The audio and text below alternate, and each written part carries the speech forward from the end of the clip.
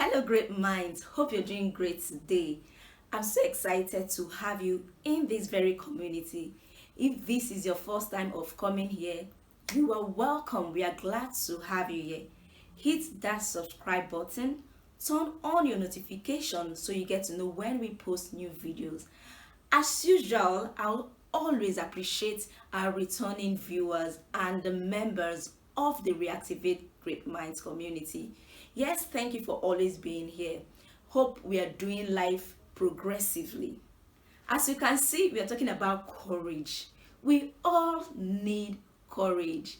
We all have that part of us down somewhere inside of us, inside of you, to charge you up, to say, wake up, wake up, wake up, Joy, Ndidi, wake up. You call your name and say, wake up.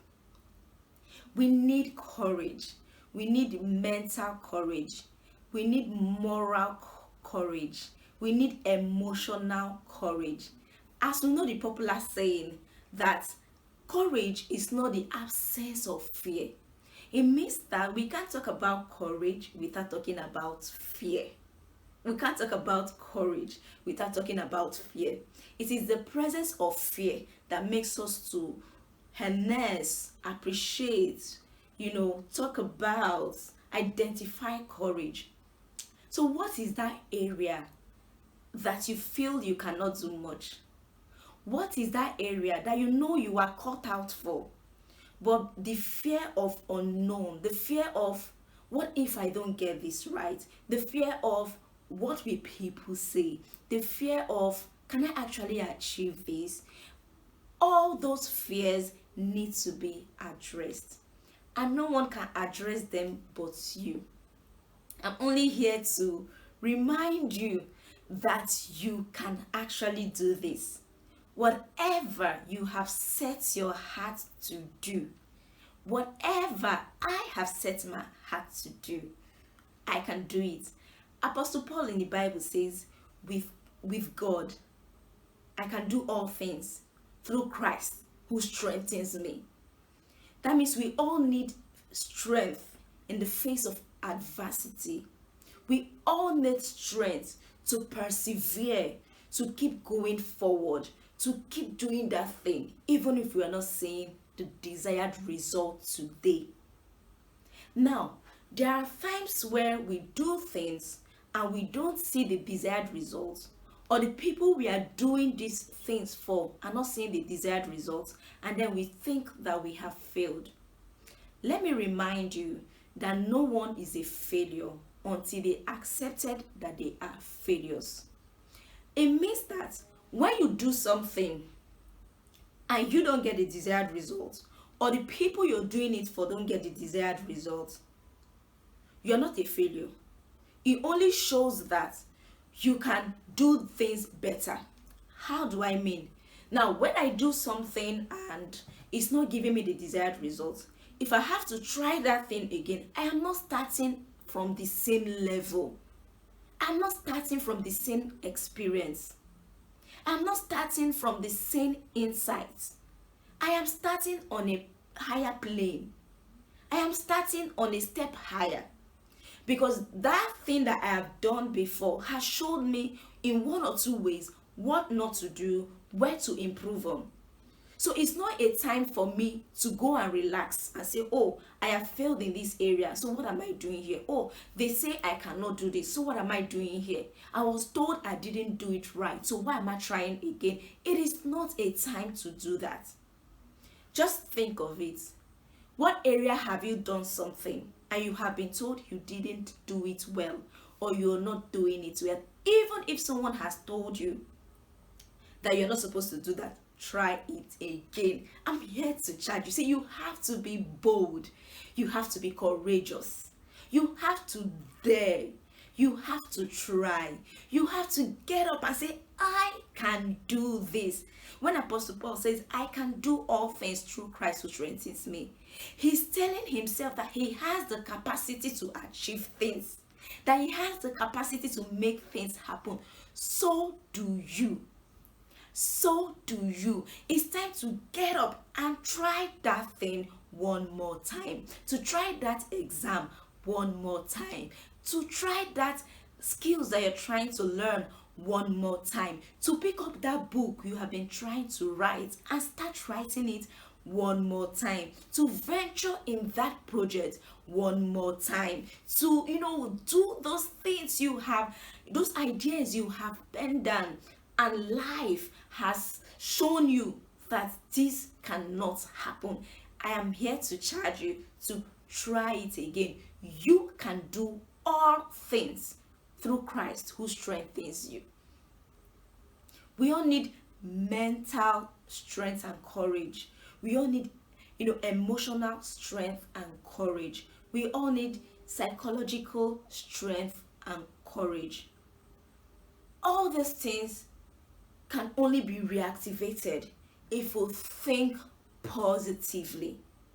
We can never separate positive thinking from being courageous. And that is why it is very important you mind who you speak to, you mind who you share ideas with, you mind who you meet, you mind what you listen to, both intentionally and unintentionally, because your subconscious mind is paying attention to what is being said to you. Your subconscious mind is paying attention to what you are receiving. You must be positive. You must keep people that are positive around you. I love a write-up, and I have that write-up. I saw it and I saved it. He said, keep those with crazy faith around you who will tell you to dare when you feel like not daring, when you feel like you can't. Jesus said something. He said, to him that believe, all things are possible. Yes, you can do that. Be bold, be courageous. When Joshua was about to take, something from the leadership position from Moses, physical leadership now, because we are all leaders in various capacities. We are all influencers in various capacities. I'll come back to that, but let me finish with Joshua and Moses. When Joshua was to take the leadership, mantle from Moses, God kept telling him, be strong and courageous. Be strong and courageous. So strength and courage have things in common. Strength is not only about physical strength, ability to carry things, ability to, hit someone, ability, not to cry when you feel like crying. Those are not just strength. Yes, those are part of strength. But strength is also in boldness, in daring, in going out, in trying things out, in falling and getting up again, in not getting the desired result and trying one more time. Tell yourself, I can do this. Yes, you can do that, and I can do that. So when we are talking about courage, it has so many things to link to it. And I'm emphasizing again, pay attention to those that you surround yourself with. Pay attention to who you listen to and what you listen to. To a very large extent, we can't control the things other people are saying. We can't control the things that is going on in our environment, but we can control, we can streamline, we can sieve what we receive into our spirit, into our being. If you know an environment, or people, or someone that is always talking down on you, that is always finding a way to tell you cannot do it, it's time to move away from them.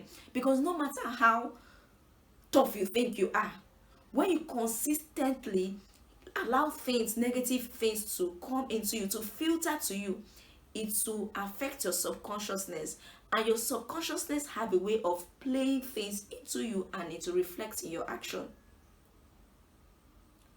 And like I've said earlier, which I said I will come back to, you are a leader. So what are you showing those around you?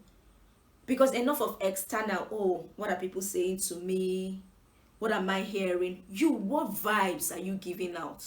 What vibes are you letting out? Because you can also be encouraging somebody, be telling somebody to be courageous by your action. What vibes are you giving out as a person? I'm challenging you, because you're a leader.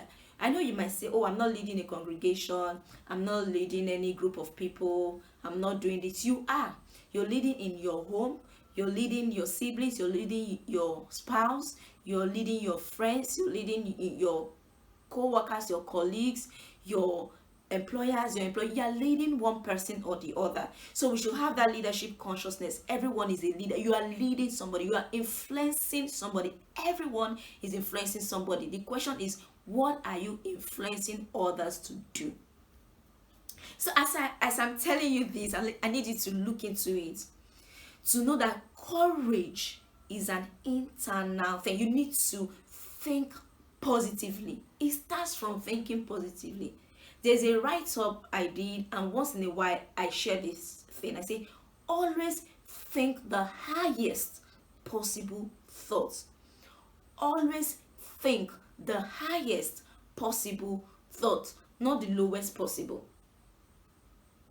So in our next video, we'll be breaking these courage things down so that we can, touch some areas that we really need to be courageous on, that we need to pay attention to, even areas that we might be overlooking. We're going to be touching it in this series. So I encourage you not to miss any part of this series. Yes, we're talking about courage, we are talking about boldness, we are talking about trying, we are talking about daring, we are talking about getting up one more time and doing that thing again. Yes, because we know that it is possible. You can do it.